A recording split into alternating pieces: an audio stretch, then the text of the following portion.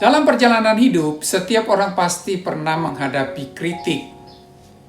Kritik bisa datang dari teman, keluarga, rekan kerja, bahkan dari orang yang tidak terlalu mengenal kita.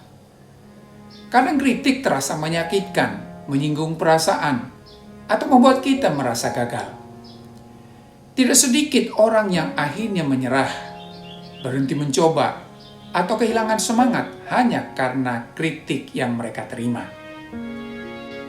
Namun sesungguhnya kritik bukanlah akhir dari perjalanan. Kritik bisa menjadi alat yang sangat berharga untuk pertumbuhan. Orang yang berhasil dalam hidup biasanya bukan orang yang tidak pernah dikritik, melainkan orang yang tidak pernah menyerah ketika dikritik. Bayangkan seorang pemahat yang sedang membentuk sebuah patung dari batu yang keras.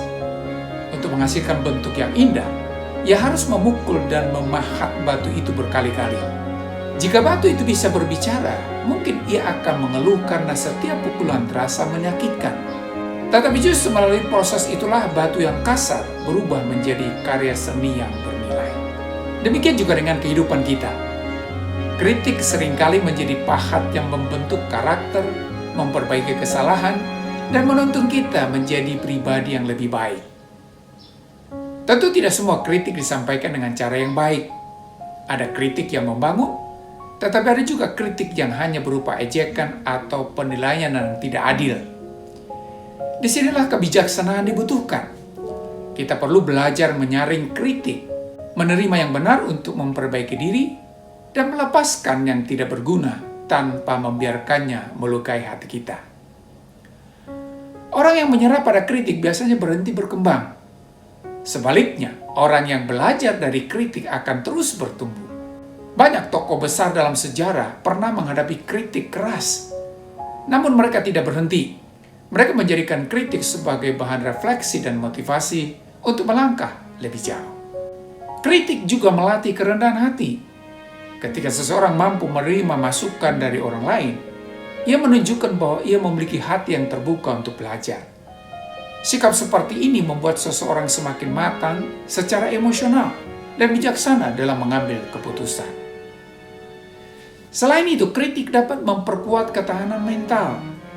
Setiap kali kita mampu melewati kritik tanpa menyerah, kita menjadi lebih kuat.